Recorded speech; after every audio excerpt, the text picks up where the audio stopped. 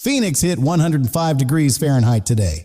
Sacramento is at 95 degrees Fahrenheit, and dew points across the central U.S. are forecast to reach the upper 60s by Friday. A moisture level that even veteran forecasters call genuinely alarming for early April. 3 to 4 separate storm systems are rolling across the central U.S. between Monday and next Sunday and Wednesday. Friday and Saturday are the 3 days with the highest potential to produce major severe weather outbreaks. And the drought gripping Florida, Georgia, and the Southeast is about to get significantly worse. Wildfire conditions are already critical there. And nearly zero rain is in the forecast for the next 2 full weeks. No joke. Here's the setup in plain English. A massive ridge baking the southwest is now shifting east. And as it moves, a deep trough digs in along the west coast, launching storm after storm across the Great Plains like a slingshot. This weekend is genuinely beautiful for most of the country. High pressure is firmly in control from the plains to the east coast, and that calm window right now is your last clear chance to get ready before Monday evening. Write this down and share it with anyone in your household right now. Charge the weather radio. Confirm your shelter plan. Bring outdoor furniture inside and make sure everybody knows exactly what to do when a tornado warning drops. Monday evening is the opening act, a surface low crossing the northern plains fires thunderstorms across the Great Lakes and upper Midwest, with the primary hazards being large hail and damaging winds, and a low-end tornado risk across Wisconsin, Iowa, and Minnesota. By Tuesday evening, thunderstorms stretch from New York all the way back to Oklahoma and Texas, a very large geographic footprint. Though Tuesday is not the most dangerous severe weather day of the week, not by a long shot. Tuesday's dew points climb into the mid to upper 50s and low 60s, just enough moisture to support a couple of tornadoes, though the storm's fast speed limits the overall threat. So Tuesday is more hail and wind than anything else. Wednesday, April 2nd, is when this pattern shifts into a higher gear if a new low organizes over Kansas, Nebraska, or Oklahoma by Wednesday afternoon. We could be looking at a flat-out significant outbreak in the central and southern plains. The key variable for Wednesday is trough timing. If it arrives early enough to overlap with deep Gulf moisture already loaded in place, expect supercells, large hail, and an elevated tornado risk from St. Louis all the way into Texas. Thursday carries isolated to scattered severe weather from the Great Lakes into the deep south. The storm weakens some, but dew points in the low to mid-60s across the Ohio Valley keep the tornado threat alive and kicking. Friday, April 4th is the day forecasters are watching most closely. Another system crosses the Rockies with better timing. And dew points into the mid to upper 60s create the buoyancy that produces the most significant tornadoes, with dew points in the mid to upper 60s across Nebraska, Kansas, and Oklahoma on Friday. The fuel for violent supercells is fully loaded. That's the same moisture profile you see in major May outbreaks, not typical early April storms. Friday's storm is expected to produce robust thunderstorm activity from Nebraska through Texas into the Ohio Valley, damaging winds, very large hail, and a genuine tornado threat that will need to be tracked very closely all day long. Saturday carries the storm northeast rapidly, but the environment ahead of the cold front stays favorable. Widespread thunderstorms are possible from upper Michigan all the way to the Gulf Coast, with all hazards still very much on the table.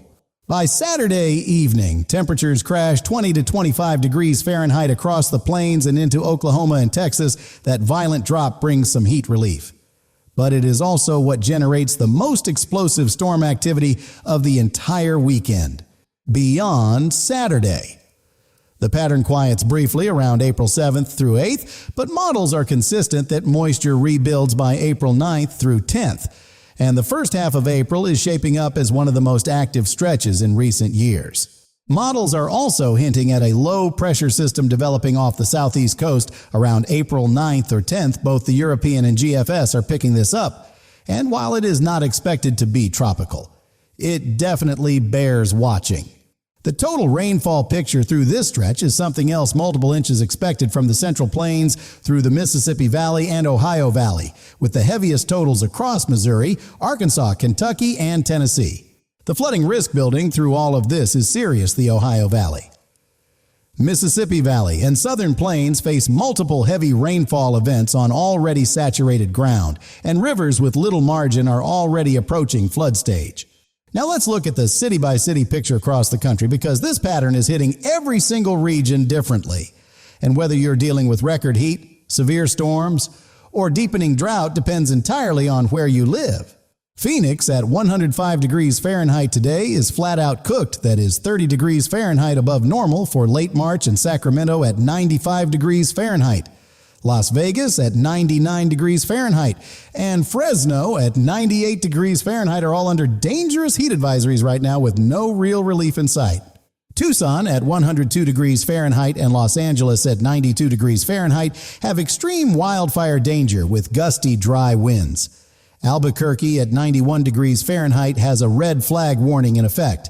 And Denver at 88 degrees Fahrenheit with strong wind gusts is running elevated fire danger today as well. Salt Lake City at 82 degrees Fahrenheit is watching record snowmelt in the Wasatch Mountains. The heat across the west is doing long-term damage to water supplies that goes way beyond this week's headlines and will affect the Southwest through the summer. Out on the plains right now, Des Moines at 68 degrees Fahrenheit has a tornado watch in effect. Wichita at 80 degrees Fahrenheit has fire weather and storm risk colliding at the same time. And Omaha at 69 degrees Fahrenheit is dealing with wind gusts above 45 miles per hour today. Kansas City at 72 degrees Fahrenheit has supercell risk building. St. Louis at 75 degrees Fahrenheit is in the warm sector with storm energy gathering.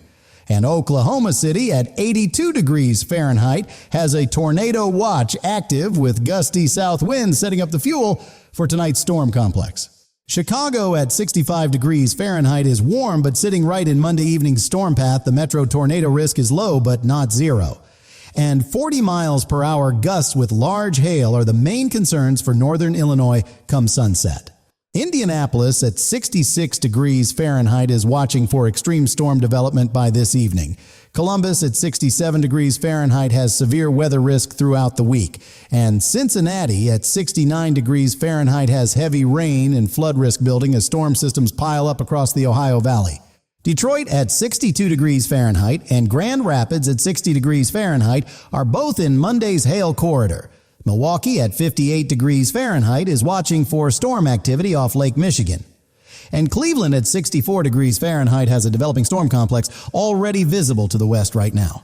Minneapolis at 50 degrees Fahrenheit and Fargo at 42 degrees Fahrenheit have cold rain and wind chill advisories today. That cold air holding on just long enough is exactly what creates the violent contrast with warm Gulf air that makes this week so gnarly. Dallas at 88 degrees Fahrenheit has severe storm potential by evening. Houston at 85 degrees Fahrenheit has flooding concerns from Gulf moisture already streaming north.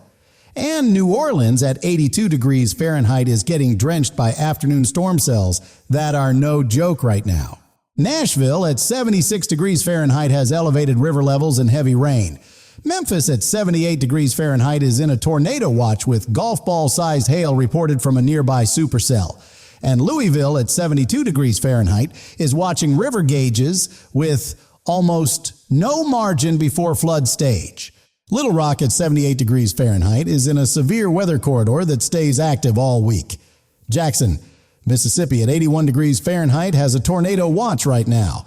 And Birmingham at 79 degrees Fahrenheit is bracing for back-to-back rounds, totaling 3 to 5 inches of rain. Atlanta at 76 degrees Fahrenheit has cloud-to-ground lightning building from afternoon convection. Charlotte at 72 degrees Fahrenheit has scattered severe storm risk. And Lexington at 70 degrees Fahrenheit has a severe thunderstorm warning, active with 60 miles per hour wind gusts capable of snapping large trees. Washington. D.C. at 60 degrees Fahrenheit has afternoon storm clouds piling up. Philadelphia at 55 degrees Fahrenheit has heavy rain arriving tonight. And New York City at 52 degrees Fahrenheit has cold rain and dense fog as severe storm activity spreads northeast from the Ohio Valley. Boston at 50 degrees Fahrenheit has a developing nor'easter signature with gusty northeast winds already picking up. Portland, Maine at 42 degrees Fahrenheit has wet snow on mountain roads. And the whole northeast is bracing for a messy week of cold rain and wind. Miami at 84 degrees Fahrenheit has a dangerous rip current warning with 30 to 40 miles per hour, east winds, and 6 to 11-foot waves. Anyone in or near the water along the Florida coast today needs to treat this as a life-threatening situation. Tampa at 83 degrees Fahrenheit has waterspout risk off the bay. Orlando at 82 degrees Fahrenheit has dangerous lightning from fast-moving cells. And Florida is stuck getting just enough storm activity to be dangerous, but nowhere near enough rain to break the serious drought underneath. Hawaii is getting hammered right now. The heat dome over the continental U.S. has disrupted the jet stream and pushed heavy rainfall events toward the islands, producing some of the worst flooding Hawaii has seen in years. Honolulu at 78 degrees Fahrenheit has a flash flood warning in effect. Hilo at 75 degrees Fahrenheit has continuous heavy rain and landslide risk on the Big Island. And Kahului at 77 degrees Fahrenheit has destructive wind gusts, knocking out power across parts of Maui right now. Seattle at 55 degrees Fahrenheit and Portland, Oregon at 57 degrees Fahrenheit are dealing with steady rain and saturated hillsides with an elevated landslide risk, and that Pacific moisture is the same energy that feeds the first storm system arriving in the Midwest Monday evening. Shreveport at 84 degrees Fahrenheit has tornado warnings active right now. Baton Rouge at 84 degrees Fahrenheit has heavy Gulf moisture fueling afternoon storm development. And the entire lower Mississippi Valley is going to be dealing with hazardous weather nearly every single afternoon this week. Pittsburgh at 58 degrees Fahrenheit is watching for severe weather on Wednesday. Sitting right at the crossroads of the Mid-Atlantic and Great Lakes threat zones, and the whole I-95 corridor from Richmond through Baltimore and Philadelphia watches closely Wednesday afternoon. Drop your city in the comments right now. Are you watching Monday's opener? Bracing for Wednesday or Friday's main events? Or somewhere in the southeast watching the drought get worse while the rain falls everywhere else but you? Here is the full storm calendar. Write it down and share it with family in the threat zone before they need it, because once a storm is on top of you, there is no time to look anything up. Sunday today, high pressure. Beautiful weather your window to prepare and get outdoors, because this is the last clear break before the pattern flips hard come Monday evening. Monday evening storms fire across Wisconsin, Iowa, and Minnesota along the warm front. Large hail and damaging winds are the main hazards, with an isolated tornado risk near sunset that most folks won't see coming. Tuesday storm races east. Thunderstorms stretch from New York back to Oklahoma and Texas, hail and wine producers primarily. Conditional tornado threat in the Central Plains if dew points reach the low 60s. Wednesday, April 2nd, first major event, new low crosses. Rockies and targets the Central and Southern Plains if trough timing is right. Supercells with significant tornado risk from Kansas through Texas. And this one could be the real deal. Thursday, April 3rd storm weakens into the Midwest and Great Lakes. But dew points in the low to mid-60s keep the tornado threat alive for the Ohio Valley. Tennessee Valley and deep south buckle up. It doesn't fully quiet down. Friday, April 4th, highest end day of the week. No question another system crosses the Rockies with better timing. Dew points into the upper 60s and robust supercell potential from Nebraska through Oklahoma and into Missouri. Saturday, April 5th, cold front sweeps northeast.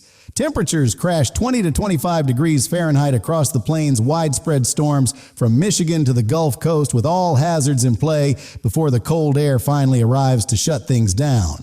Here is the detail that separates this week from a routine spring pattern. Dew points reaching the upper 60s north of I-80 by Friday is straight up extraordinary for early April, and that is the kind of fuel that produces long-track violent tornadoes. When dew points hit the mid to upper 60s, you are not just fueling thunderstorms, you are creating the atmospheric buoyancy that allows updrafts to become genuinely violent. And that is precisely where the strongest tornadoes come from. The overnight severe weather risk. Wednesday into Thursday and Friday into Saturday is dead serious storms after midnight while families are asleep are statistically the most deadly. So a weather radio on your nightstand with the alarm turned on is non-negotiable. For anyone in a mobile home from Iowa through Louisiana this week, those structures are not safe in a tornado. And when a warning is issued for your county, you leave and get to a solid building before that storm arrives. No basement in your house. Head to the lowest floor. Find the most interior room or hallway. Stay away from every single window and keep shoes right next to you in case you need to move fast in the dark. The turnaround don't drown rule never changes if you roll up on standing water and can't see the road underneath it. You turn around roads that look passable can be completely washed out below the surface. And no destination is worth that gamble. The Southeast drought is one of the most underreported stories in the country right now. Florida, Georgia, and the Carolinas are locked in a serious multi-month drought. And wildfire conditions have hit critical levels across Georgia and South Carolina. Even with 3 to 4 major storm systems rolling through the plains over the next 7 days, very little of that rain is going to reach the drought-stricken Southeast. Most precipitation stays north and west of the areas that need it most. The second week of April may finally bring some drought relief to the Southeast. Models are consistently showing moisture increasing across the eastern U.S. from around April 9th onward, and folks down in Georgia and Florida are ready for that rain badly. Phone fully charged every night this week, not halfway. All the way to 100% weather alerts on with the volume up, shelter plan confirmed, and weather radio set before you go to sleep each night, starting tonight. Keep a week of prescription medications on hand right now when severe weather hits back-to-back. Roads flood, pharmacies lose power. And getting out to restock takes days longer than anyone expects. No way around it.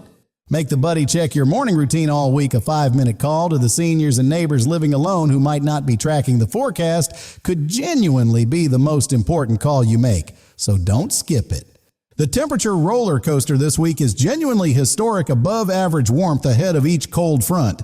Then sharp drops of 20 to 25 degrees Fahrenheit behind each system, up, down, with severe weather firing at every single transition point. The first week of April temperature outlook shows above average readings across the eastern U.S. between storm systems, but the cold air crashing in behind each cold front means you can go from shorts weather to freeze warnings inside 24 hours this week. A multi-day stretch like this is actually more dangerous than a single big outbreak. People let their guard down between events and stop paying attention to the forecast. And that is exactly how severe weather catches folks completely off guard. Springfield, Illinois at 68 degrees Fahrenheit is watching for severe thunderstorm development tonight, sitting directly in the warm sector with storm energy building ahead of Monday's cold front. And supercell potential elevated for the metro area this evening. Tulsa at 80 degrees Fahrenheit has a golf ball-sized hail report from a supercell that just crossed into northeast Oklahoma, and with Wichita at 80 degrees Fahrenheit also watching active storm cells to the west. The Southern Plains is in full severe weather mode today.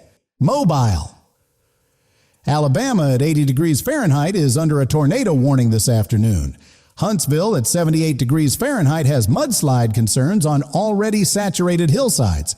And Knoxville at 72 degrees Fahrenheit has swollen creeks approaching their banks. The Tennessee Valley has been hammered and more is coming. Savannah at 78 degrees Fahrenheit in Charleston. South Carolina at 74 degrees Fahrenheit are dry and watching fire danger build. The southeast drought has pushed coastal areas into critical fire territory. And a dry cold front this week could produce dangerous fire spread conditions quickly.